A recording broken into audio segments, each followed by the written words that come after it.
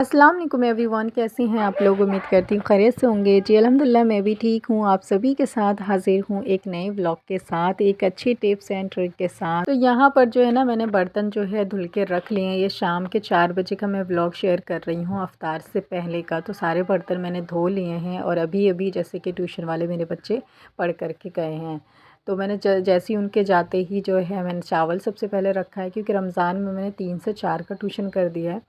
तो 3 से 4 मैंने उनको पढ़ाया। सबसे पहले मैंने चावल रख दिए बनने के लिए। इसके बाद जो है, जो बर्तन मैंने धो के रखे थे उनका पानी निकल चुका है, उनको लगा देती हूँ। और फिर जो शाम जो भी अफ्तार की तैयारी करूँगी वो सब आपको देखने के लिए मिलेगा। इसी के साथ मैं एक अच्छी टॉपिक को लेकर के आई हूँ आज की इस वीडियो में, कि आखिर रमज़ान में जो है हम किस तरह से अपने घर का काम करें जो कि जल्दी हो जाए, किस तरह से काम करें जो कि आसान हो। क्योंकि हम रोज़े भी रखते हैं, ऐसा ना हो कि घर के काम करते करते ही थक जाएं और फिर हमें इबादत का टाइम ना मिले, हम तहज्जुद ना पढ़ सकें, हम कुरान ना पढ़ सकें। सारा दिन हमारे घर का काम में ही सारा दिन चला जाए, क्योंकि जो डेली लाइफ में होता है तो हमारा सारा दिन चला ही जाता है घर के काम में। लेकिन अभी ऐसा नहीं होना चाहिए। तो इसके लिए हम क्या चीज़ फ़ॉलो करें, तो बहुत अच्छी-अच्छी टिप्स मैं बताऊँगी। अगर आप इंशाअल्लाह ताला इनको फ़ॉलो करेंगी ना, तो रमज़ान में जो काम का जो मसला है ना, आपका बहुत हद तक सॉल्व हो जाए।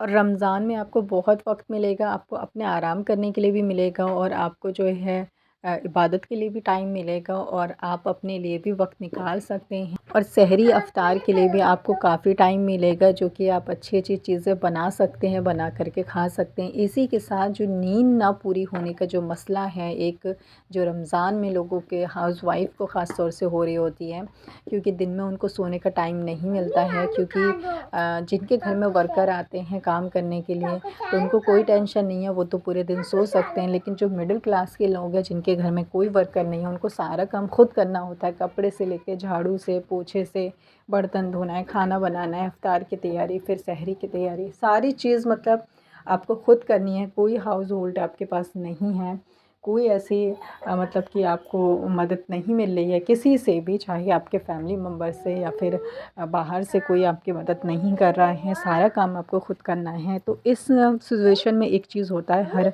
औरत फेस करती है, वो ये कि आपको ना सोने के लिए जो वक्त है वो दिन में नहीं मिलता है और आराम के लिए वक्त नहीं। इसकी वजह से सबसे बड़ा नुकसान हमारा ये हो रहा होता है, हम हाउसवाइफ़ का, कि हमारी नींद नहीं पूरी होती है।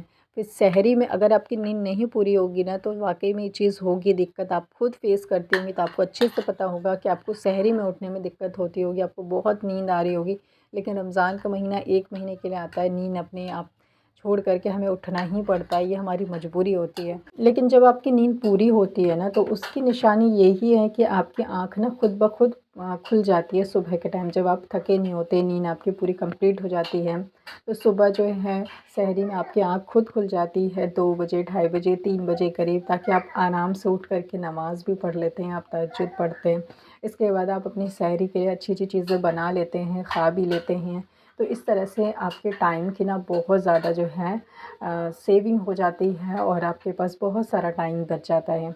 लेकिन ये सारा टाइम कैसे आपके पास बचेगा, किस तरह से सेविंग करना है, किस तरह से घर के काम को हमें रमज़ान में निपटाना है, जो कि हम थके नहीं और हमारा सारा काम आसान हो सके। रमज़ान का महीना 1 महीने के लिए आता है, इसमें ज़्यादा से ज़्यादा हमें इबादत करनी है। लेकिन इबादत हम जभी कर पाते हैं जब हमारी बॉडी पूरी तैयार हो, क्योंकि बॉडी का तैयार होना बहुत ज़्यादा ज़रूरी है। बॉडी के अंदर थकान है, बॉडी थका हुआ है, आँखों में नींद है, तो बहुत मुश्किल है कि आप इबादत कर सकें, बहुत मुश्किल है कि आप उठ सकें टाइम से, बहुत मुश्किल है कि आप घर के काम आराम से कर सकें।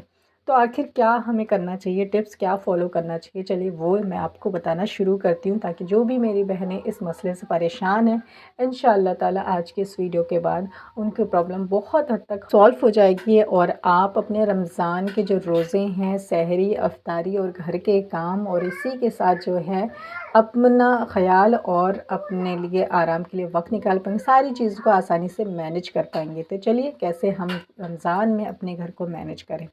सबसे पहला पॉइंट मैं आपसे शेयर करूँगी आपके अफ्तार से, ठीक है। आपने अफ्तारी जब आपने करी है, अफ्तारी करने के बाद आपको फ़ौरन तो हमें नमाज़ पढ़नी होती है। नमाज़ पढ़ने के बाद जो है जो अफ्तारी के जो बर्तन हैं आपको इसको उसी टाइम धो लेने हैं, ठीक है। आप देखें जब आप अपने घर में अकेले होते हैं, चाहे आपकी पूरी जॉइंट फैमिली, आपको ही किचन संभालना है तो, या फिर आपके घर में कोई सर्वेंट वगैरह काम करने नहीं आती है, आपको ही बर्तन धोना है, तो एक चीज़ मुझे बिल्कुल नहीं समझ में आती लेडीज़ की, वो बर्तन क्यों रखी रहती हैं किचन में, गंदे बर्तन। उसको हैंड टू हैंड आप धोएंगे तो टाइम की आपकी सेविंग होगी और आपके टाइम की बचत होगी, उस टाइम पे आप आराम कर सकते हैं। अब आप क्या करते हैं, देखें जब हम रोज़ा खोल लेते हैं ना, तो रोज़ा खोलने के बाद ना एकदम से जो है जब पेट में खाना जाता है तो इससे ना एनर्जी डाउन हो जाती है, हमारी एनर्जी इतनी नहीं आती है, सुस्ती आती है, दिल करता है आराम करें बैठें। तो आपको ये नहीं करना है, आपको क्या करना है कि 10 से 15 मिनट सिर्फ लगते हैं बर्तन धोने में।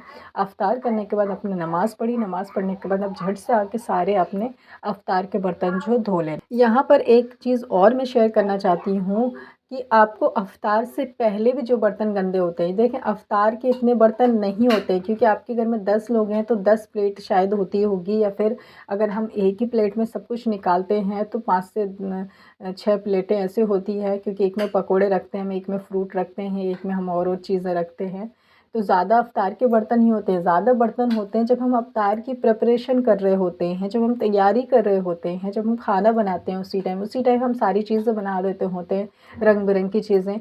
उसमें जो बर्तन जो सनते हैं वो सब हम जमा करते रहते हैं कि इसको अफ्तार के बाद धोएंगे, और अफ्तार के बाद बहुत ढेर हो जाता है। क्यों?